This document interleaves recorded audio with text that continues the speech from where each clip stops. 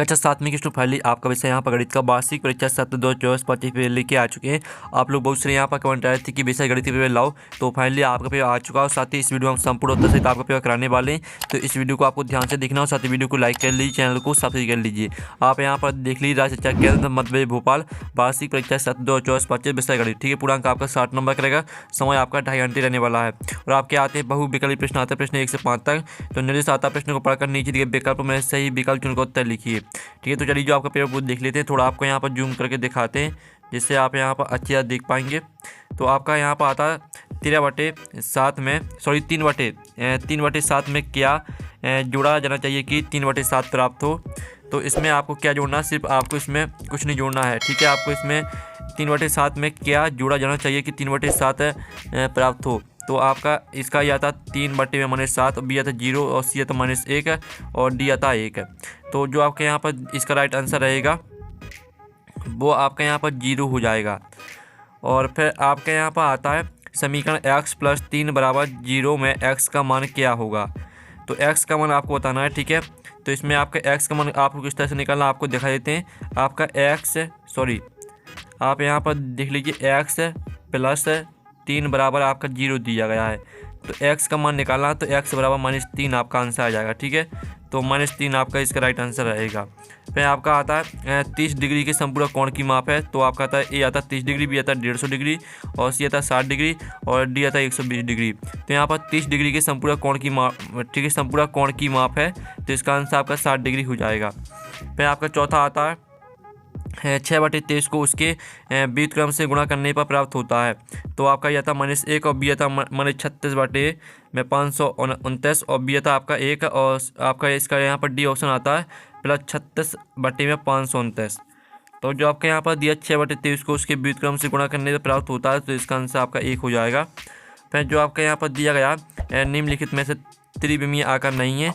तो आपका ए आता गोला और बी आता पिरामिड और सी आता आपका घन और डी आता चतुर्भुज।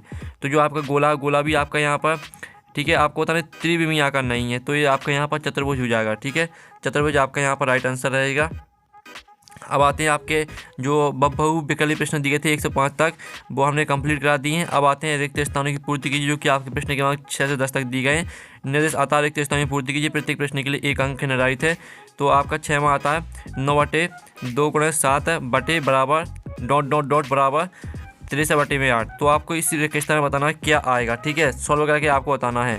तो स्टूडेंट जो आपका इसका यहाँ पर आंसर रहेगा वो आपका 4 आ जाएगा। ठीक है, फिर जो आपका यहाँ पर आता है सबसे बड़े और सबसे छोटे प्रेक्षण का अंतर कहलाता है। तो यहाँ पर सबसे बड़े और सबसे छोटे प्रेक्षण का अंतर आपका परिसर कहलाता है। परिसर आपका यहाँ पर राइट आंसर हो जाएगा।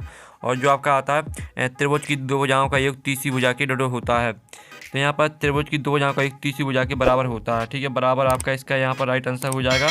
और जो आपका यहाँ पर आता है वृत्त में डोडो सममित रेखाएँ होती हैं। तो वृत्त में होती हैं आपकी अनंत सममित रेखाएँ। ठीक है, अनंत आपका इसका राइट आंसर रहेगा। फिर आपका आता भारतीय गणितज्ञ जिन्होंने 16 सूत्र दिया, उनका नाम है, आपको बताना है। ठीक है, उनका नाम है आपका हो जाएगा भारतीय। ठीक है, जो आपका यहाँ पर दिया जाएगा भारतीय गणितज्ञ जिन्होंने 16 सूत्र दिया, उनका नाम आपका रहेगा। तो स्टूडेंट आपका इसका जो आंसर रहेगा वो आपका हो जाएगा भारतीय कृष्ण तीर्थ, यानी कृष्ण तीर्थ आपका इसका राइट आंसर रहेगा, कृष्ण तीर्थ। ठीक है, ये आपका आंसर हो जाएगा। तो इस तरह से आपके रिक्त स्थान कंप्लीट हो जाते हैं। पहले का 6वें का आंसर 4, 7वें का आंसर आपका परिसर, 8वें का आंसर आपका बराबर, 9वें का आंसर आपका अनंत और 10वें का आंसर कृष्ण तीर्थ। अब आते हैं अति लघु उत्तर प्रश्न आते हैं, प्रश्न 11 से 16 तक। निर्देश आता है प्रश्न को उत्तर 2 वाक्यों में लिखिए, प्रत्येक प्रश्न के लिए 2 अंक निर्धारित है। तो 11वां आता एक ऐसा ऋणात्मक पूर्णांक युग्म लिखिए जिसका अंतर 8 हो। ठीक है, तो इसका आंसर हम यहाँ पर देख लेते हैं। तो स्टूडेंट जो आपका इसका आंसर रहेगा वो आपको हम दिखा देते हैं। ठीक है, आप वेट करिए थोड़ा। तो आप यहाँ पर देख लीजिए, आपका आंसर रहेगा 11वें का। आपको एक ऐसा ऋणात्मक पूर्णांक लिखना था जिसका अंतर 8 हो। तो आपका -10 और -2, ठीक है, इनको आप घटाएंगे तो आपका यहाँ पर 8 आ जाएगा। ठीक है, 8 आंसर आ जाएगा आपका इसका। तो इस तरह से आपका 11वें का आंसर रहेगा। फिर आपका जो 12वां दिया 4/9 + 2/3 का मान ज्ञात कीजिए। तो आप यहाँ पर देख लीजिए, आपका 4/9 और 2/3 का मान 10/9 आ जाएगा आंसर। ठीक है, आपका 12वें क्वेश्चन का आंसर हो जाता है। फिर आपका यहाँ पर 13वें क्वेश्चन दिए चित्र बनाकर संगत कोणों का एक युग्म दर्शाइए। तो आप यहाँ पर देख लीजिए, 2 समांतर रेखाओं पर एक ट्रांसवर्सल रेखा बनाकर संगत कोण दिखाए जा सकते हैं। संगत कोण वे होते हैं जो समान स्थिति में होते हैं, जैसे कि एक ही और के ऊपरी कोण और निचले कोण। ये आपका 13वें क्वेश्चन का आंसर रहेगा। फिर आपका यहाँ पर 14वां क्वेश्चन देख लेते हैं। 14वां आता अपने आसपास के परिवेश में सममित दर्शाने वाली कोई दो आकृतियों के आपको नाम लिखना है। तो आप यहाँ पर देख लीजिए, पहली हो जाएगी आपकी तितली और दूसरी हो जाएगी पत्ता। ठीक है, ये आपका 14वें क्वेश्चन का आंसर रहेगा। ये आपकी दुई पार्श्वीय सममिति दर्शाती हैं। ठीक है, तो ये आपका 14वें क्वेश्चन का आंसर रहेगा। फिर आपका जो 15वां क्वेश्चन दिया गया है, तो 15वां क्वेश्चन देख लीजिए। अंग्रेजी वर्णमाला के ऐसे दो अक्षर लिखिए जिसमें रेखिक सममिति और गुणा सममिति दोनों हो। ठीक है, तो आप यहाँ पर देख लीजिए, जो आपका इसका आंसर है एच में एक है ऊर्ध्वाधर रेखिक सममिति होती है और यह 180 डिग्री गुणांक सममिति भी दर्शाता है। फिर आपका इसका यहाँ पर दूसरा है एक्स में एक ऊर्ध्वाधर, एक क्षैतिज और एक विकर्ण सममिति होती है, साथ ही यह 180 डिग्री और 360 डिग्री गुणन सममिति भी दर्शाता है। ये आपका 15वें क्वेश्चन का आंसर रहेगा। ठीक है, मैं आप यहाँ पर देख लीजिए, आपका 16वां क्वेश्चन आता है द्विभुजीय पिरामिड में कितने शीर्ष और कितने किनारे होते हैं। तो इसका आंसर आपको हम दिखा देते हैं। तो ये आपका 16वें क्वेश्चन का आंसर विषमभुजीय से तात्पर्य त्रिभुजीय पिरामिड। 4 शीर्ष होते हैं, आपके 6 किनारे होते हैं। ठीक है, और 6 शीर्ष और 10 किनारे होते हैं। ठीक है, आपके विषमभुजीय पंचभुजीय पिरामिड। ठीक है, ये आपका यहाँ पर त्रिभुजीय पिरामिड है और ये आपका पंचभुजीय पिरामिड है। इस तरह से आपका 16वें क्वेश्चन का आंसर रहेगा। और साथ ही आपके इस तरह से यहाँ पर आते लघु उत्तरीय प्रश्न कंप्लीट हो जाते हैं। अब आते हैं आपके लघु उत्तरीय प्रश्न आते हैं 17 से 22 तक। तो आपका 17वां प्रश्न आता है 13 प्लस -2 प्लस 1 का मान आपको निकालना है। तो आप यहाँ पर देख लीजिए, आपका 16वें प्रश्न का आंसर रहेगा। इस तरह से आपको मान निकालना है, मान आपका 12 आ जाएगा। ठीक है, इस तरह से आपको सोल्व करना है। अब चलिए आपका 18वां क्वेश्चन हमें यहाँ पर देख लेते हैं। तो स्टूडेंट आपका 18वां प्रश्न यहाँ पर दिया गया है। सुशील 3 क्रमागत दिनों में क्रमशः 6 घंटे, 5 घंटे, 7 घंटे पढ़ता है, उसकी पढ़ने का औसत क्या है। ठीक है, आपको औसत बताना, उसकी पढ़ने का औसत कितना होगा।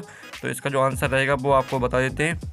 तो आप यहाँ पर देख लीजिए, सुशील 3 क्रमागत दिनों में क्रमशः 6 घंटे, 5 घंटे और 7 घंटे पढ़ता है, उसकी पढ़ने का औसत क्या है। तो औसत बराबर 6 + 5 + 7/3। 3 का भाग आपको 18 दे देना, 6 घंटे आपका राइट आंसर आ जाएगा। ठीक है, औसत आपका 6 घंटे आ जाएगा।